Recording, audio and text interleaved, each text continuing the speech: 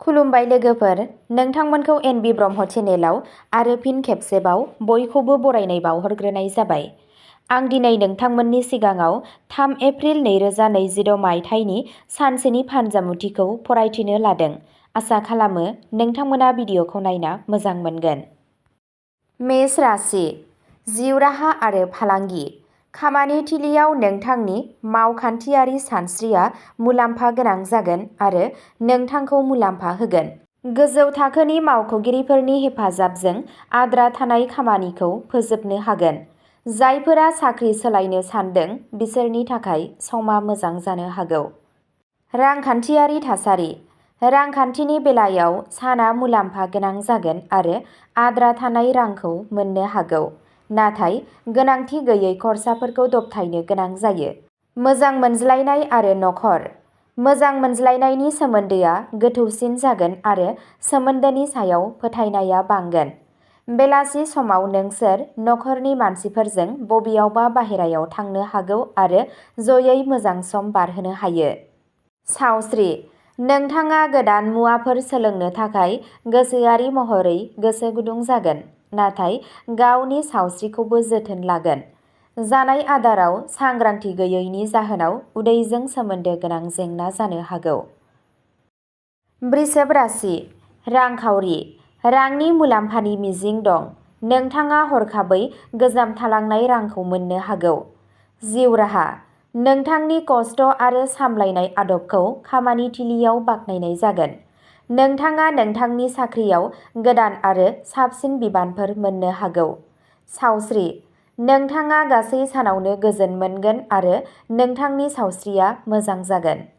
मोजां मोननाय आरो नखर। नोंथांनि लोगोजों नोंथांनि सोमोन्दोआ गोख्रों जागोन। नखरारि बाथ्रायाव बयनिबो गनायथि मोनखांनायनि उनावसो आवगायनांगौ, नङाब्ला गोजोननाय गैयैआ सोमजिनो हागौ। मिथुन राशि, जिउ राहा आरो फालांगि। नोंथाङा खामानि थिलियाव गोख्रों थागोन। नोंथाङा मोनसे गिदिर मावथांखि एबा डिल मोननो हागौ, जाय नोंथांनि आयखौ बांहोनो हागौ। नोंथाङा लोगोफोरनिफ्राय हेफाजाब मोनगोन। नखर आरो मोजां मोनज्लायनाय जिउ। न'आव गोजोनथाव आबहावा थागोन। गथ'साफोरजों सोमोन्दो गोनां मोजां खौरां फैनो हागौ। नोंथांनि लोगोरिजों सोमोन्दोआ गोरोबलायनानै थागोन। सावस्रि। सावस्रिया नर्मेल जागोन, नाथाय खामानिनि नारसिनथायनि थाखाय एसे नारसिननाय एबा मेंनाय जानो हागौ। यगा आरो प्राणायामआ मुलाम्फा गोनां जागोन। कर्क राशि, जिउ राहा आरो फालांगि। दिनै नोंथाङा खामानि थिलियाव जोबोद मोजां दिन्थिफुंगोन। नोंथाङा जायखिजाया जिउ राहायारि रायज्लायनायाव आखा-फाखा जागोन आरो हेफाजाबारि बिफाव लागोन। साख्रि सोलायनाय एबा गोदान बिथांखि जानो हागौ। रांखान्थियारि थासारि। न'आव मोनसे गोजोनथाव आबहावा थागोन आरो मोनसे गेदेर रांखावरि मुलाम्फा एबा थालांनाय रां मोननो हागौ। नखर आरो सोमोन्दो। न'आव आबहावाया गोजोन जागोन आरो नोंथाङा नखरनि सोद्रोमाफोरनिफ्राय हेफाजाब मोनगोन। सावस्रि। साना मोजां जागोन, नाथाय गोसोनि मोनदांथिफोरखौ दबथायनो गोनां जायो। सिंह राशि, जिउ राहा आरो फालांगि। मावख'आव जौगागोन, नाथाय सम्पथि एबा बाहागोदारिनि सौदाफोराव हरखाब दाथां। सांग्रां जा। खामानि थिलियाव लोगोफोरजों मोजां सोमोन्दो लाखि। रांखान्थियारि थासारि।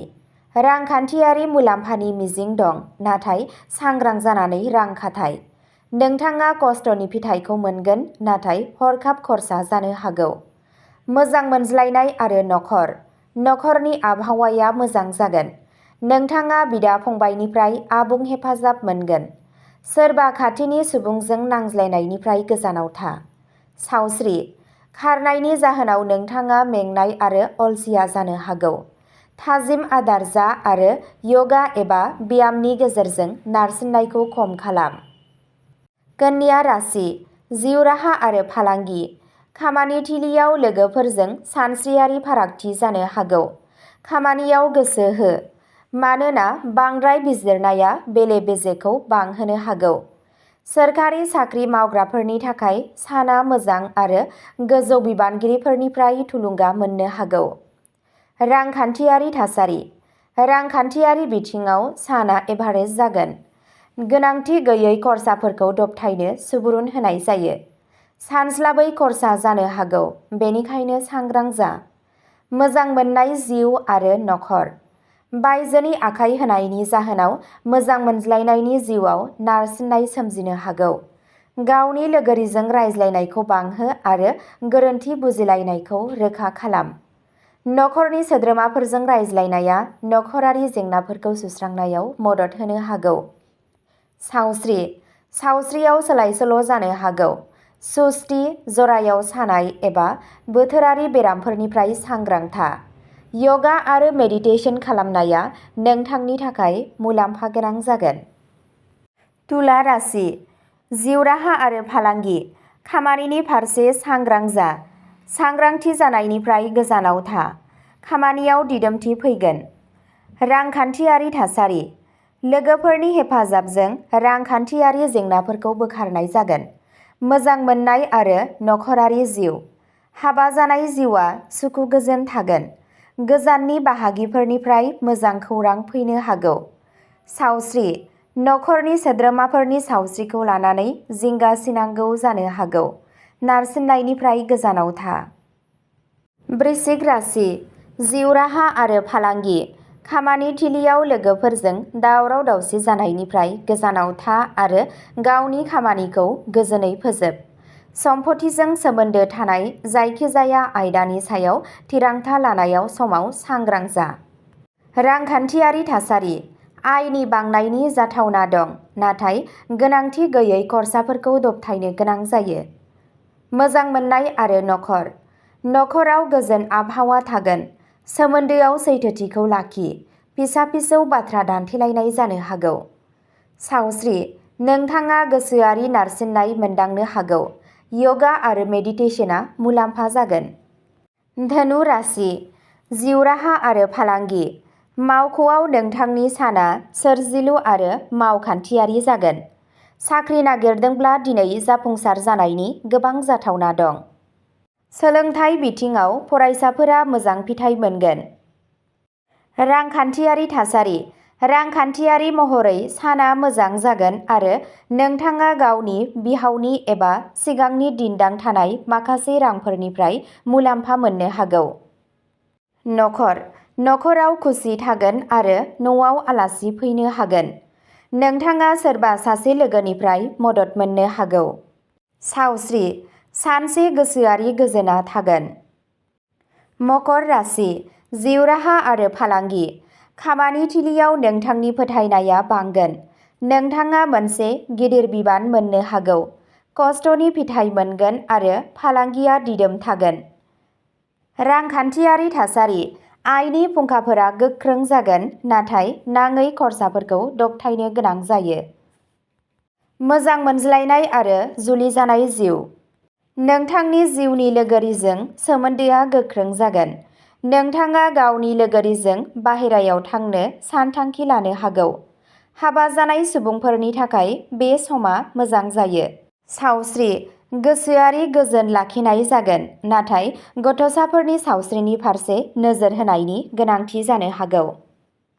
कुम्भ राशि। जिउ राहा आरो फालांगि। खामानि थिलियाव नोंथांनि बाहायथिया बांगोन आरो नोंथाङा गावनि लोगोफोरजों मोजाङै खामानि मावगोन। जुदि नोंथाङा साख्रि सोलायनो सानदों, अब्ला थासारिफोरा बेनि थाखाय साबजाथाव। फालांगियारि सुबुंफोरा गावसोरनि बिथांखिफोरनिफ्राय मोजाङै मुलाम्फा जानो हागौ। रांखान्थियारि थासारि। बेंकिं सेक्टरजों सोमोन्दो थानाय सुबुंफोरा मुलाम्फा जागोन। आयनि मोनसेनिफ्राय बांसिन फुंखा जानो हागौ, नाथाय 11 एप्रिलसिम पाराया लोरबां जानायनि थाखाय रांखान्थियारि बिथिङाव सांग्रां जा। मीन राशि। जिउ राहा आरो फालांगि। नोंथाङा खामानि थिलियाव हानजायारि हाबा आरो आब्रुथिनिफ्राय मुलाम्फा जागोन।